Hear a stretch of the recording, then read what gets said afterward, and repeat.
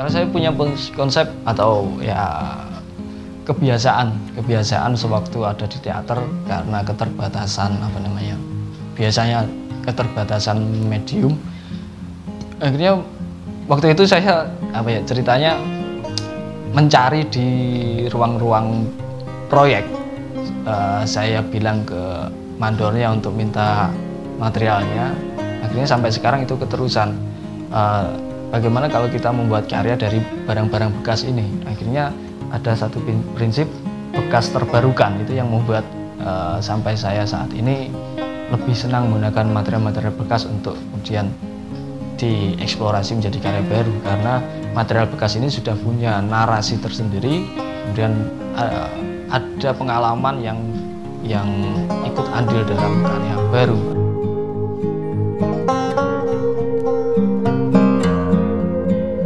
Pengalaman seni lingkungan atau environmental art saya mulai pada tahun 2015. Pada tahun itu saya membuat karya di tempat-tempat tersembunyi, ada di hutan, sungai, laut, gunung, dari Jawa sampai ke Warloka di Nusa Tenggara Timur. Kemudian pada tahun 2016 saya mencoba untuk mengaktualisasi karya-karya yang di hidden space kemudian ke public space melalui transformasi tentang bagaimana environmental art diterapkan di public space. Pilot project saya ada di Pinus Pengger waktu itu. Saya bekerja sama dengan beberapa teman untuk membuat project itu. Lalu pada tahun 2017 itulah saya membuat karya environmental art pertama yang mengejak masyarakat desa terutama untuk membuat karya-karya seni lingkungan. Ada kurang lebih 6 karya yang ada di hutan pinus.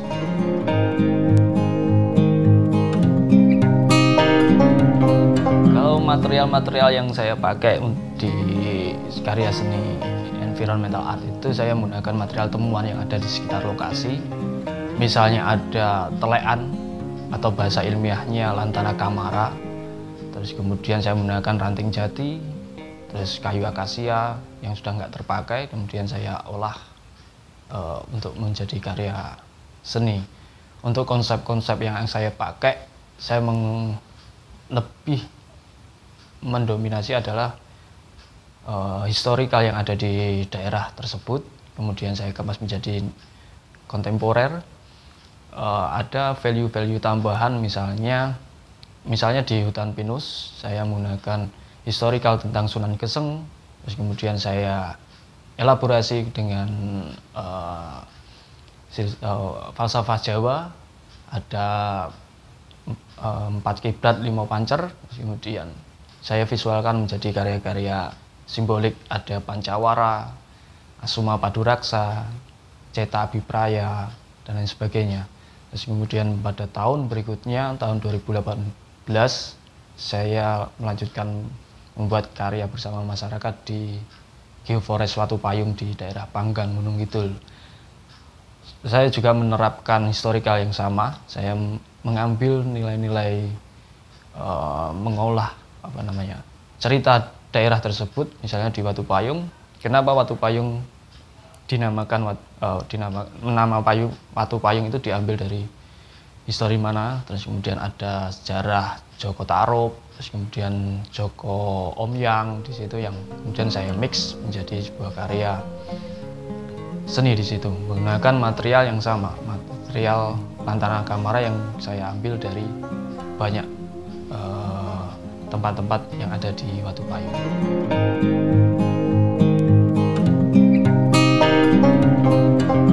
Eksperimen pertama saya mulai dari waktu saya kuliah di UNY waktu itu.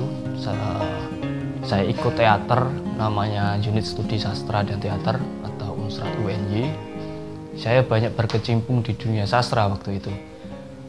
Saya mempelajari Sutarji, Gunawan, terus kemudian Putu Wijaya, dan lain sebagainya. Nah, dari karya-karya sastra itu muncul beberapa pemantik ide tentang gagasan bagaimana naskah kemudian diwujudkan dalam skenografi atau tata panggung. Nah, nilai kesenirupaan saya muncul di tata panggung itu sendiri. Bagaimana saya mengeksplorasi material-material alam atau material yang lain seperti triplek, terus kemudian bambu dan lain sebagainya. Nah, eksplorasi ini akhirnya saya membuat karya yang pertama kali mendekatkan saya dengan seni lingkungan itu adalah karya pada naskah Mega Mega tahun 2015 yang saya membuat bambu dan menjadi tata panggung. Nah, itu menjadi momentum awal saya untuk berkecimpung di dunia seni lingkungan waktu itu.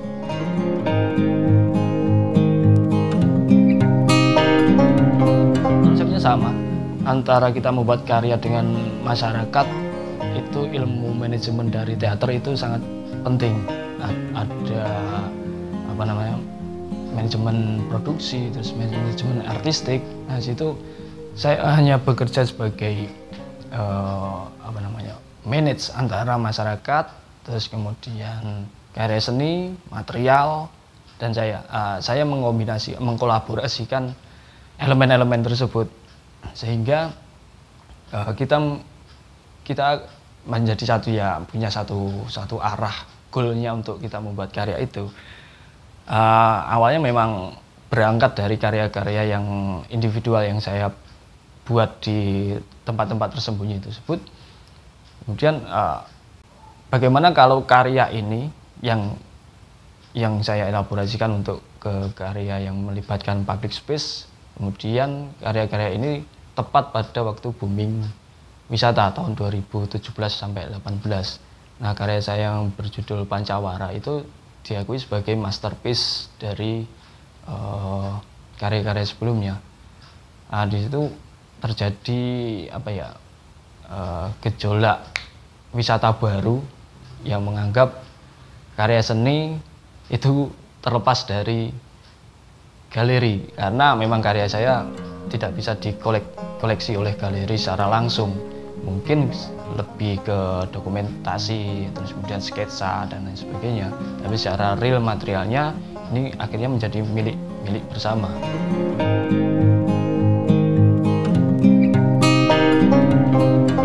Lokasi karya saya yang ada di belakang ini kebanyakan ada di Imogiri, di hutan pinus pengger, dan juga di Batu Payung di daerah Panggang Gunung Kidul.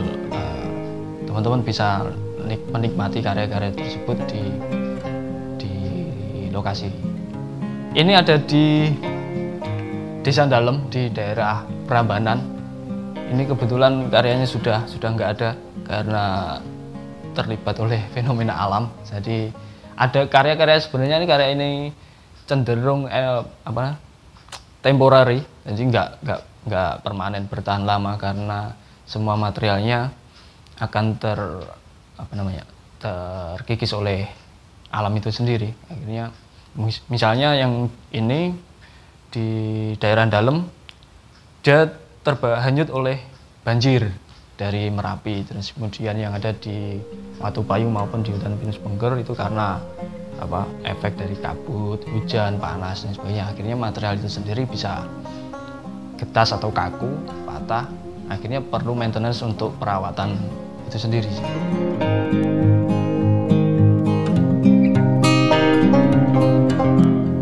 Idiom-idiom lingkaran atau bulat atau bola itu sebenarnya saya terinspirasi dari bagaimana seseorang melihat sesuatu. Ketika semasa SMA sampai kuliah kita selalu diajari tentang sudut pandang. Ada sudut tampak depan, belakang, atas, samping, terus kemudian perspektif.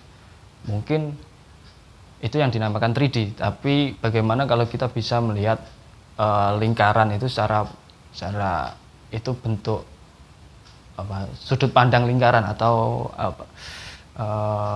lingkar pandang mungkin.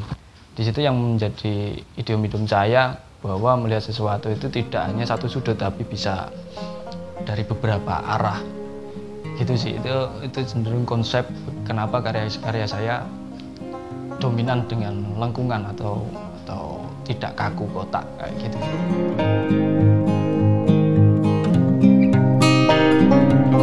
Waktu saya menggunakan triplek itu berbekas karena masa kecil saya waktu itu berapa tahun, kurang lebih 5 tahun saya sama keluarga itu tinggal di rumah triplek di bawah pohon bambu karena ekonomi keluarga memang apa ya, cukup. Akhirnya beberapa tahun masa kecil saya ada di triplek. Nah, triplek ini akhirnya membawa konteks pada diri saya saat ini untuk bagaimana triplek itu mempunyai memori tentang masa kecil saya. Terus kemudian ada fenomena tentang yang waktu itu tema Binel yang diangkat tentang do we play in the same playground, ataukah kita bermain di tempat bermain yang sama. Akhirnya saya mengambil antara apakah orang-orang juga sama bermain di rumah triplek ukuran 6x6 meter waktu itu. Akhirnya pengalaman itu berjalan begitu saja. Terus kemudian memori-memori itu melekat di medium triplek yang saya bentuk menjadi sebuah usus 12 jari atau umbai-umbai namanya. Nah, ini adalah gagasan saya untuk menyampaikan tentang memori saya yang saya metaforkan menjadi triplek itu. Terus kemudian bentuknya saya menggunakan umbai-umbai, artinya ada kalau saya kontekskan itu antara orang lapar dengan hegemoni politik atau hegemoni ekonomi waktu itu sama, yaitu dipelintir. Nah, kita dipangkas hak pilihnya, dipangkas hak suaranya, terus kemudian sampai dipelintir begitu rupa lah untuk hal-hal demikian.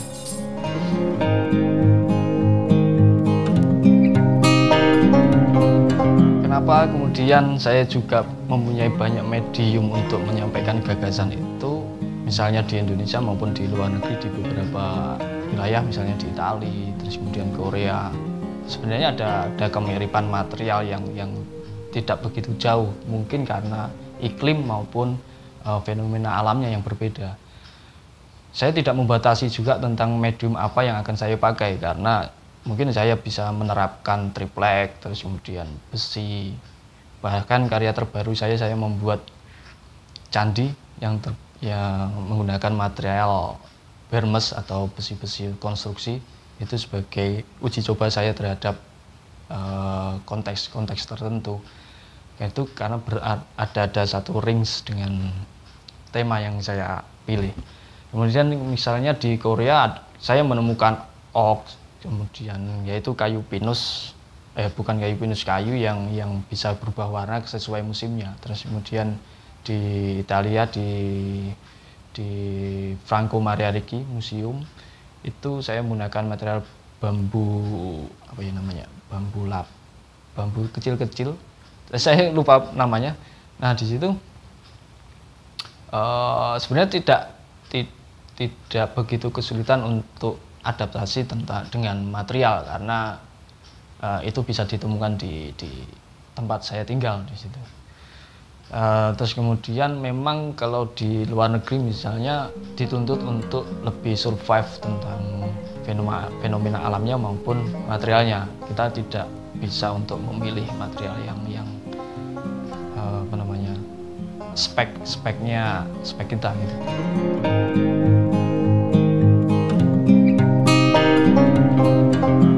Kalau yang di luar negeri itu kebanyakan saya mengawinkan antara pengetahuan yang ada di sini, kemudian saya melakukan riset beberapa di luar negeri untuk sesuai di lokasinya, untuk saya mix kemudian menjadi metafor baru yang saya angkat di sana, sehingga tidak berat sebelah untuk karena identitas di luar negeri tidak begitu bukan menjadi wacana baru, sehingga yang ditemukan yang diangkat adalah bagaimana karyamu menemukan pengetahuan baru, bisa mendapatkan pengetahuan, terus kemudian metodenya bagaimana di wilayah-wilayah seperti itu. Mereka cenderung lebih memompa ini seniman untuk lebih saintifik kayak gitu sih. Akhirnya seolah-olah seniman bangun tidur langsung bikin karya itu tidak bisa diterima oleh mereka. Harus ada data, terus kemudian riset dan lain sebagainya untuk akhirnya lebih logis untuk membuat karya. Akhirnya hampir sama dengan bagaimana sastra maupun ilmu-ilmu yang lain sih kayak gitu. Ada gejolaknya di situ.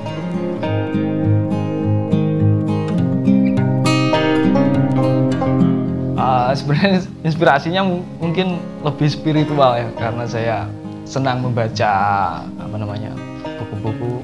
Tak kecuali saya terinspirasi dari ini sih, surat Al-Hadid itu, besi, bagaimana besi diciptakan, terus bagaimana fungsi besi diciptakan, terus kemudian saya aplikasikan menjadi karya candi di situ. Saya cenderung menikmati penemuan-penemuan baru yang ada di besi, karena di keseharian kita tidak pernah lepas dari keberadaan besi itu sendiri.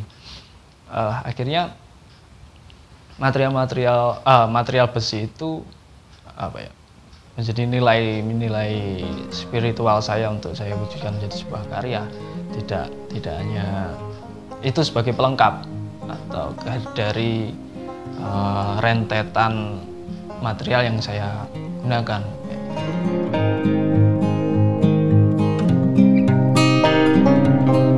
Karya Imagine of Senopati ini narasi konsep saya adalah saya sedang meneliti bagaimana candi itu dibuat, bagaimana sehingga saya menggunakan perspektif dari arsitektural. Ketika belajar atau berjalan-jalan di Candi Borobudur, Prambanan, terus kemudian di Majapahit, Trowulan, terus kemudian di Kediri dan lain sebagainya, konstruksi sesuai daerah itu, konstruksi candi yang sesuai dengan daerah, menggunakan bata, menggunakan batu, menurut saya itu representasi dari zaman mereka.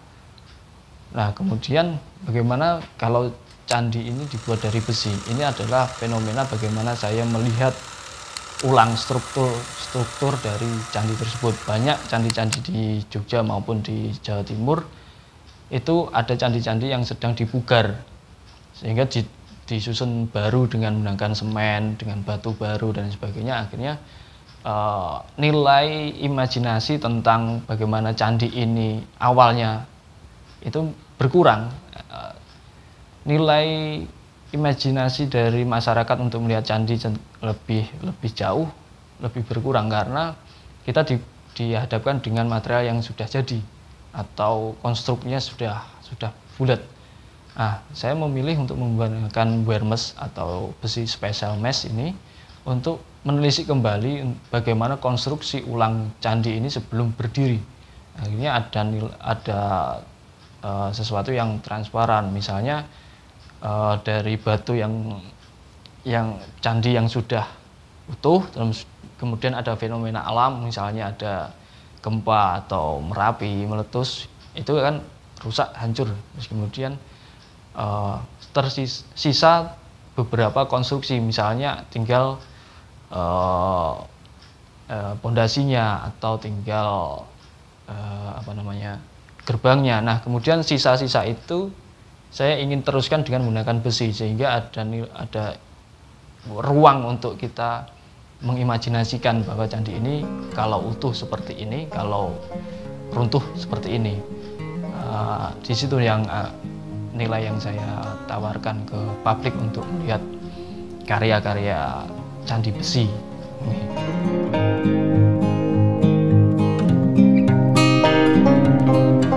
Bagaimana besi bisa diolah sebenarnya panjang ya.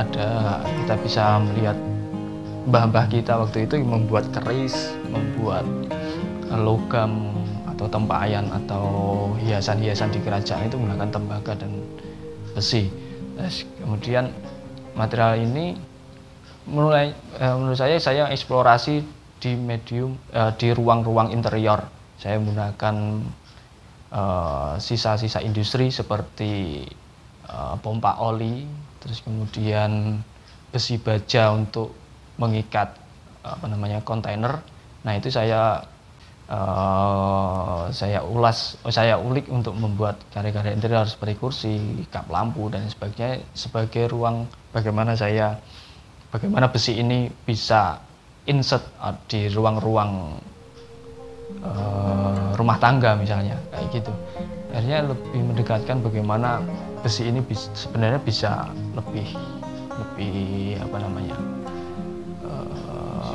fungsional kayak gitu sih.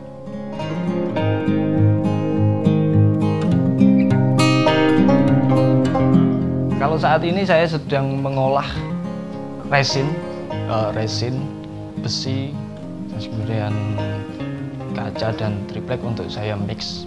Terus kemudian ada kinetik yang akan saya coba di residensi di Korea. Terus medium curtain steel untuk beberapa struktur bangunan. Dan saya juga menyiapkan karya yang di Salatiga. Saya bekerja sama dengan arsitek untuk membuat ruang publik di Bukit Salatiga. Insya Allah di tahun ini.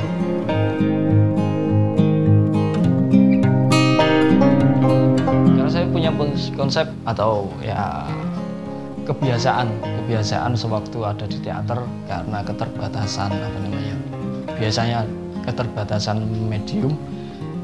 Akhirnya waktu itu saya ceritanya mencari di ruang-ruang proyek.